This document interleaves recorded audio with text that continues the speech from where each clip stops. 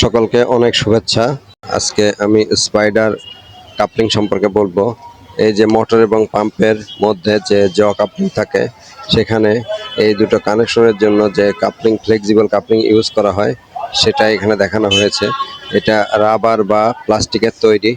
তা এটা মোটর থেকে পাম্পে টর্ক ট্রান্সমিট করে, আর মোটর আর পাম্পের যে সংযোগস্থলে এর মধ্যে যে গিয়ার থাকে, সেই তারই মধ্যেখানে এটা সংযোগ দেওয়া থাকে।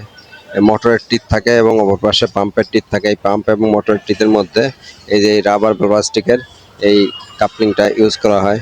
এই দুটোর যে সংযোগস্থল সেটাকে কাপলিং বলে। এটার সাহায্যে মোটরটা যখন ঘোরে তখন তার সাহায্যে পাম্পে ঘোরে। এটা দেওয়ার সুবিধা হলো, যদি সামান্য মিস অ্যালাইনমেন্ট থাকে মোটর এবং পাম্পের কানেকশন, সেটা এটা অ্যাবজর্ব করে, এবং ভাইব্রেশন যদি সামান্য হয় সেটাও এখানে সেটা অ্যাবজর্ব করে নেয়।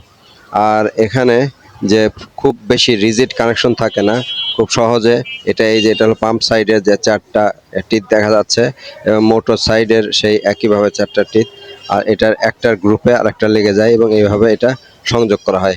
এটা ভেঙে যাওয়ার সম্ভাবনা থাকে অনেকদিন ইউজ করলে। এটা এই যে টিথ সংখ্যা অনুসারে এটা সহজে কিনতে পাওয়া যায়। তো এই ধরনের যদি সমস্যা হয়, এগুলো পরিবর্তন করা অনেক সহজ, এবং পরিবর্তন করে এগুলো সমস্যার সমাধান করা যায়। এই জিনিসটা আমরা পরিবর্তন করে আমাদের যে সমস্যা ছিল সেটা দূর করি, এবং একই সাথে পাম্প এবং মোটর এটা চালিয়ে আমরা সাফিসিয়েন্ট প্রেশার হচ্ছে কিনা সেটাও চেক করি, এবং প্রেশারটা সঠিক পাই।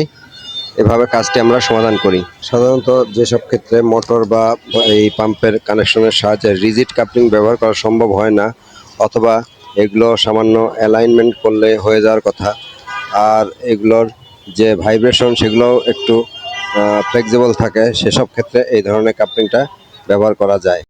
তো সকলকে অনেক শুভেচ্ছা ভিডিওটা দেখার জন্য।